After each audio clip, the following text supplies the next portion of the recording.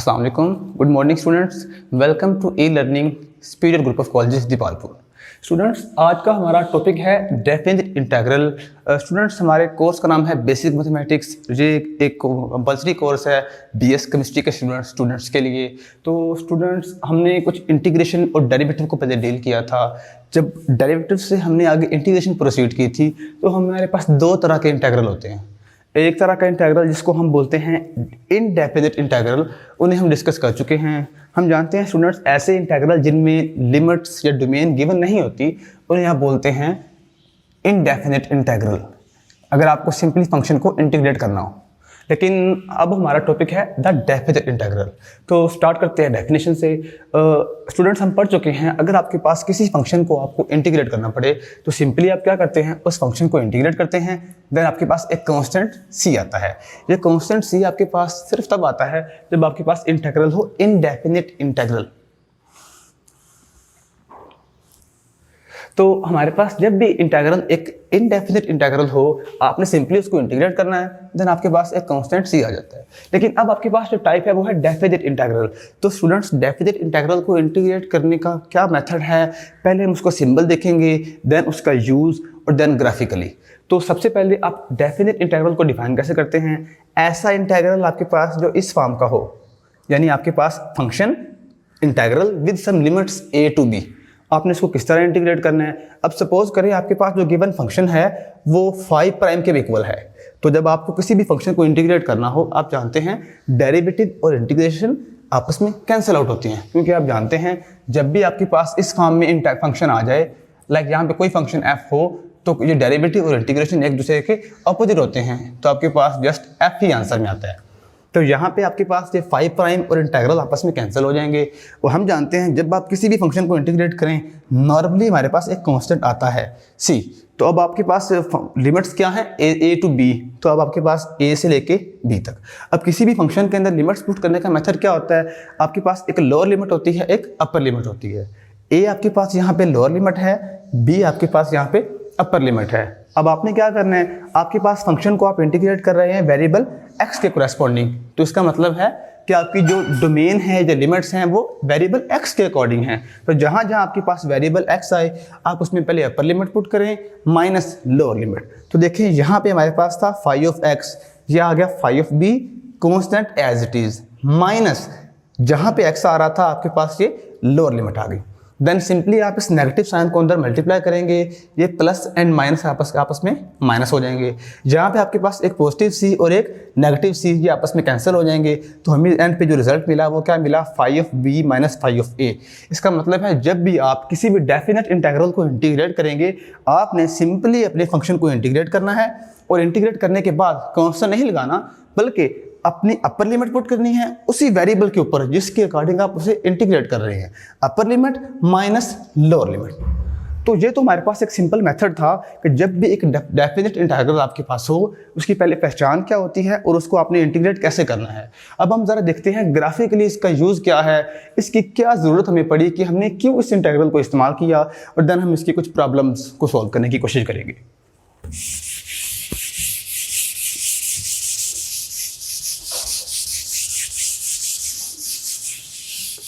Students, अगर हम graphically देखें, आपके पास x और y प्लेन है, ये आपके पास x एक्सिस और ये आपके पास y एक्सिस। अगर हम जिस तरह बात कर रहे हैं, हमारे पास इंटीग्रल एक डेफिनेट इंटीग्रल है, और डेफिनेट इंटीग्रल में आपके पास डोमेन होती है a से लेके b तक x एक्सिस के लो। अब अगर हम x के ऊपर दो पॉइंट लेते हैं, एक आपके पास पॉइंट है a और एक b। आप जानते हैं कोई भी फंक्शन है तो उसकी कोई ना कोई एक कर्व होती है।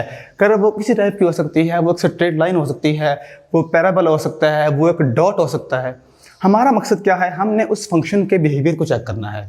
अब जब भी आपके पास लिमिट्स a to b यानी डेफिनेट इंटीग्रल होगा, इसका मतलब क्या है, देखिए जब a है तो क्लियर बात है a के ऊपर y आपको कोई ना कोई जवाब तो लाजमी देगा। तो y के उस आंसर को आप क्या बोल दें, वो आपके पास इमेज ऑफ a या f ऑफ a है। इसी तरह एक पॉइंट आपके पास b है, फर्ज करें वो यहाँ पे है, तो उसको आप क्या बोलेंगे, जी आपके पास f ऑफ b। अब इसका मतलब क्या है, अगर आपके पास कोई ये कर्व इस तरह जा रही थी, आपने जब ये तय किया कि हमारे पास a से b एक इंटरवल है, इसके दरमियान अगर आपने चेक करना हो तो हमें क्या मिल रहा है, इस कर्व के नीचे वाला जो एरिया है, इसे आप शेड कर दें, तो हमारे पास डेफिनेट इंटीग्रल को फिर यूज़ करने का मकसद क्या होगा कि आप जस्ट उस कर्व का बिहेवियर चेक करेंगे, आप उस कर्व के अंदर वाला एरिया फाइंड करने के लिए डेफिनेट इंटीग्रल को इस्तेमाल करेंगे। तो जब भी आपके पास इंटीग्रल डेफिनेट हो और लिमिट्स गिवन हो, इसका मतलब है आप उस फंक्शन की कर्व का बिहेवियर और उसका area under the curve find करना चाह रहे हैं। तो ये तो था इसका ग्राफिकल यूज़। अब हम इसकी कुछ प्रॉपर्टीज देखते हैं। आपके पास डेफिनेट इंटीग्रल को सॉल्व करने के लिए fundamental theorem of calculus use होता है, जो आपको क्या बताता है कि जब भी आप किसी फंक्शन को इंटीग्रेट करेंगे, वही जिस डेफिनेशन को हम पहले यूज़ कर चुके हैं, अगेन आपके पास फंक्शन एक इंटीग्रल, आपके पास एक डेफिनेट इंटीग्रल है, आप उसी डेफिनेशन को दोबारा यूज़ करें, इसको आप दे लें phi prime of x, limit आपके पास है ए से लेके बी। आप जानते हैं डेरिवेटिव और इंटीग्रेशन आपस में हमेशा कैंसिल होते हैं, तो यहाँ से आपको क्या मिलेगा कि this is just equal to phi of x with आपके पास लिमिट है ए से लेके बी तक। देन ये आपके पास क्या बनेगा, phi of B minus phi of A. इस डेफिनेशन को हम ऑलरेडी यूज़ कर चुके हैं। देन अब हमारे पास कुछ इसकी फर्दर प्रॉपर्टीज आती हैं। जब आपके पास लिमिट ए से बी हो तो एरिया अंडर द कर्व आ गया, लेकिन अगर आपके पास लिमिट आपने चेंज करनी हो तो स्टूडेंट्स एक बात ध्यान में रखें, जब भी आपके पास आपने लिमिट्स का ऑर्डर चेंज करना हो तो आपके पास एक नेगेटिव साइन आपको मिलेगा, क्योंकि इसका मकसद क्या होगा, आपकी उस कर्व की डायरेक्शन सारी चेंज हो जाएगी। तो ये आपके पास क्या आ जाएगा, माइनस इंटू बी से ए एफ ऑफ एक्स, बाकी सारे का सारा फंक्शन आपके पास एज इट इज़। और यहाँ पे एक और पॉइंट बड़ा इंपॉर्टेंट है, अगर आपके पास फंक्शन की जो डोमेन है, देखिए हमारे पास उसकी जो ओवरऑल डोमेन थी वो थी ए से लेके बी, एफ ऑफ एक्स और डी ऑफ एक्स, ये हमारा मेन फंक्शन है। अगर सपोज करें ए और बी के दरमियान कोई पॉइंट सी हो, यानी मैं इस पॉइंट की बात कर रहा हूँ जो ए और बी के दरमियान है, अगर हमें इस तरह के फंक्शन को इंटीग्रेट करना पड़े तो हम क्या करेंगे, हम इसको दो हिस्सों में तोड़ देंगे। कैसे, हम क्या बोलेंगे, हमारे पास एक पॉइंट सी है जो ए से बड़ा है और बी से छोटा है। हम देख सकते हैं कि सी जो है ए से बड़ा है और बी से छोटा है, यानी ये इसके दरमियान में लाई कर रहा है। आप इक्वालिटी यहाँ पे लगा भी रहे हैं या ना भी लगाएं तो हर्ज नहीं है। मकसद हमारा क्या है कि जो पॉइंट सी है ये ए और बी के दरमियान लाई कर रहा है, तो उसका मतलब है हम अपने फंक्शन को दो हिस्सों में तोड़ देंगे। पहले आपके पास ए से लेके सी तक इतना पोर्शन, प्लस सी से लेके एंड पॉइंट आपके पास क्या आ रहा है, बी तक। तो अब आप फंक्शन को दो अलग पार्ट्स में डिवाइड करेंगे। बाकी आपके पास फंक्शन को आपने इंटीग्रेट उसी मेथड से करना है। वेरिएबल आपके पास according to x d x. इसका मतलब है अगर आपके पास ए और बी के दरमियान एक पॉइंट है तो आप उसको 200 में तोड़ सकते हैं। अगर आपके पास एक से पॉइंट ज़्यादा हों, 2 या 3 पॉइंट हों, उसी तरह आप उसको मजीद पार्ट्स में डिवाइड कर सकते हैं। इसका फ़ायदा आपके पास क्या होगा कि आपकी कर्व छोटी हो जाएगी, आपको बहुत एक्यूरेट एरिया मिलेगा। जितने आप स्टेप्स बढ़ाते जाएंगे उतनी आपकी कर्व के पार्ट्स बढ़ते जाएंगे, जितने आप इसके पार्ट्स बढ़ाते जाएंगे आपको उतना ही एरिया अपना एग्जैक्ट मिलेगा। अब हम किसी भी कर्व का एरिया फाइंड करने के कुछ क्वेश्चंस करेंगे, कुछ उसकी एग्जांपल्स करेंगे। हमारे पास डिफरेंट टाइप के फंक्शन होते हैं, कुछ अलजेब्रिक फंक्शन हैं, कुछ आपके पास ट्रांसकेंडल फंक्शन होते हैं, तो हम उसकी डिफरेंट टाइप्स को डिस्कस करेंगे। स्टार्ट करते हैं एक अलजेब्रिक की एग्जाम्पल से।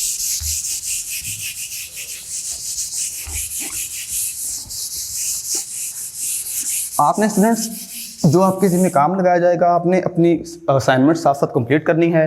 आपके पास 3.6 एक्सरसाइज के कुछ क्वेश्चन आपके जिम्मे लगाए जाएंगे, इनको आपने साथ साथ प्रोसीड करना है।